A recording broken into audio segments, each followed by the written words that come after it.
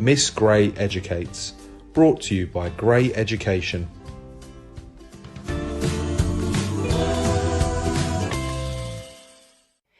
Imaginary Fred by Eoin Colfer and Oliver Jeffers. Headaches are a pain.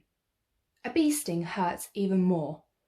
But there is one thing that's worse than getting stung on the head by a bee on a rainy day, and that is loneliness. Being alone is no fun.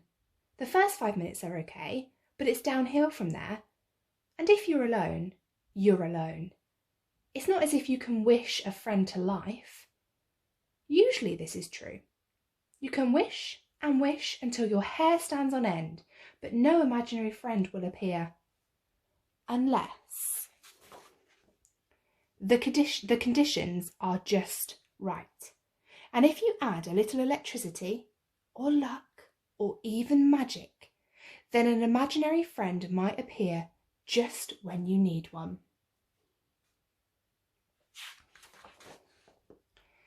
An imaginary friend like Fred.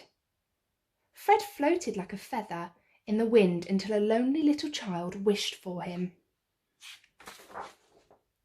Fred was always happy to be summoned, and he tried really hard to be the best imaginary friend he could be.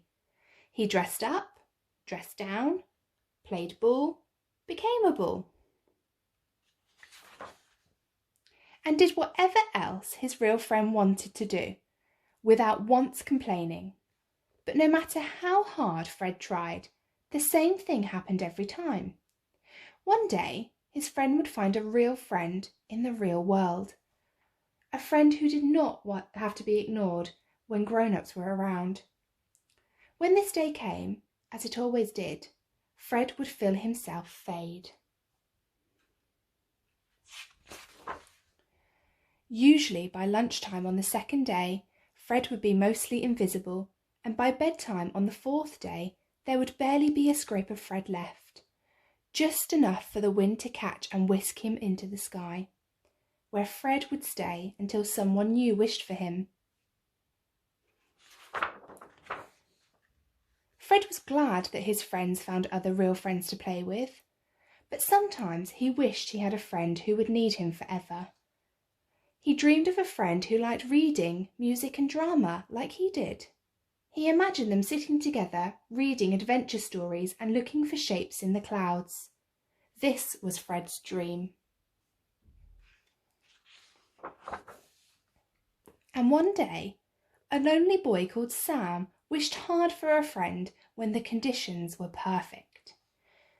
Fred appeared and soon realised that Sam was the friend he had been dreaming of.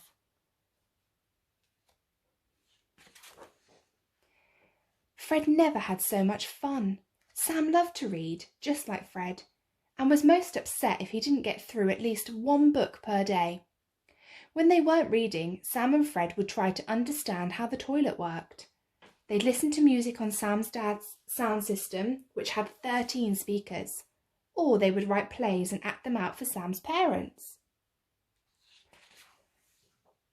But even though every morning brought new delights, Fred couldn't help thinking that every evening brought them closer to the day when Sam wouldn't need him anymore, and that would be the saddest day of his imaginary life.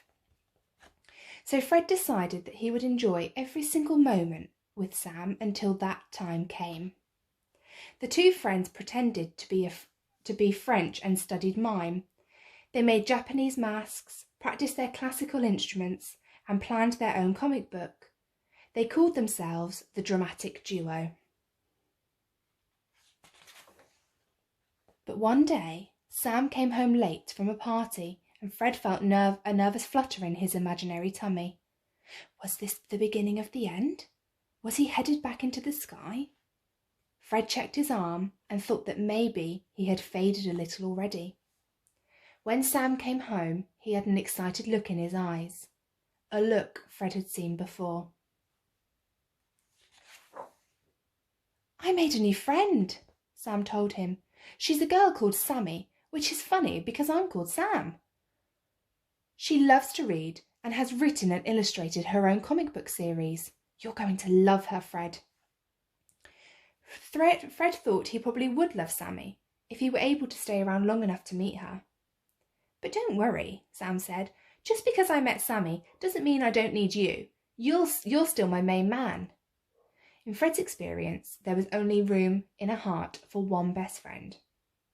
"I will always be your friend," Fred said. "Just promise that you won't forget me." "I promise," said Sam, and he meant it. The next morning, Sam was gone when Fred woke up, and there was a note on his pillow. "I am meeting Sammy to brainstorm our comic book. Back later, your pal, Sam." Comic book? Thought Fred.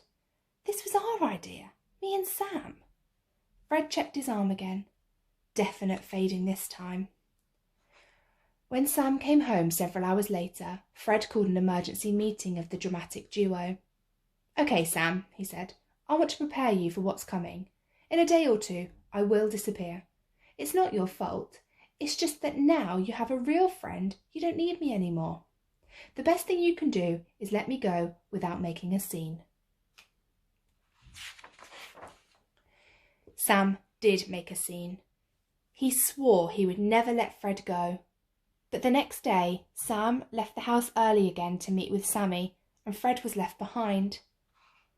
"I can see through my hand now," thought Fred. When Sam returned home later that day, he brought Sammy with him. Sammy wore round glasses that made her eyes seem huge. She pulled a cello case behind her on a trolley and carried an art bag so she could work on her comic book whenever an idea stuck. Sam introduced them. "Sammy, meet Fred. Fred, meet Sammy." This is a waste of time, thought Fred. Only people with an imaginary friend can see an imaginary friend. But Sammy stuck her hand out in exactly the right direction and said, "Pleased to meet you, Fred." Fred was surprised. He had never been visible to two people before. He shook Sammy's hand. "I know you're worried I don't need you anymore," said Sam, "but you're wrong. I need you more than ever." "Why?" asked Fred.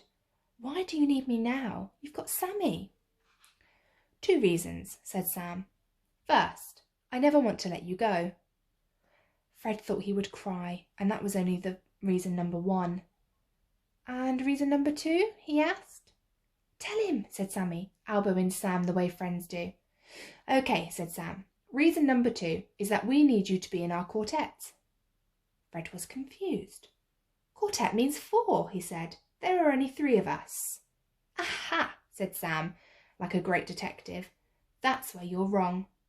"Yes," said Sammy, clapping her hands. "You're wrong because there are four of us." Sammy stepped to one side and Fred saw a small girl with a violin case and a smile that made him want to smile too. "This is Frida," said Sammy. "Hi, Fred," said Frida, waving her hand. "Sam told us all about you. I hope we can be friends."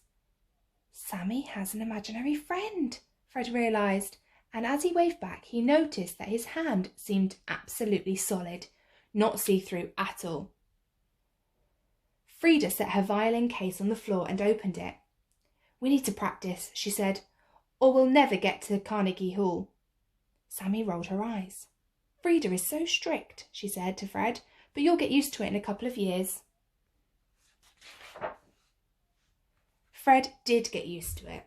He quite enjoyed being told what to do by Frida with her dazzling smile.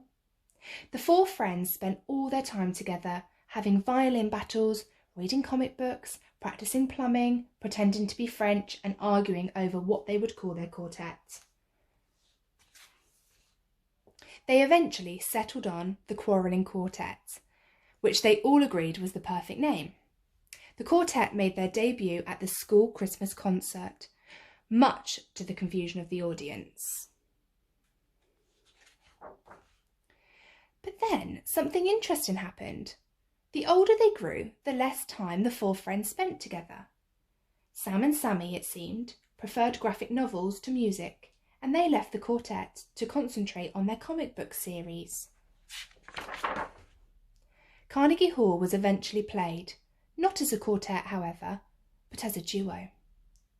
Again, much to the confusion of the audience. And this, dear friends, is the interesting thing that happened. Even though they didn't see their human friends much anymore, Fred and Frida did not begin to fade, nor get swept back up into the sky like they had so many times before. Instead, they stuck around being imaginary friends to each other. They became quite famous in the imaginary community, and a statue was commissioned to be erected in the sky above their imaginary houses. As this was the first case of its kind, imaginary scientists spent years trying to figure out how it happened.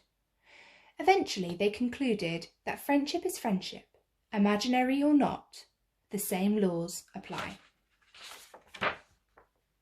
The statue should have disappeared every time a gust of wind came along, but it never did. The end. Miss Gray Educates, brought to you by Gray Education.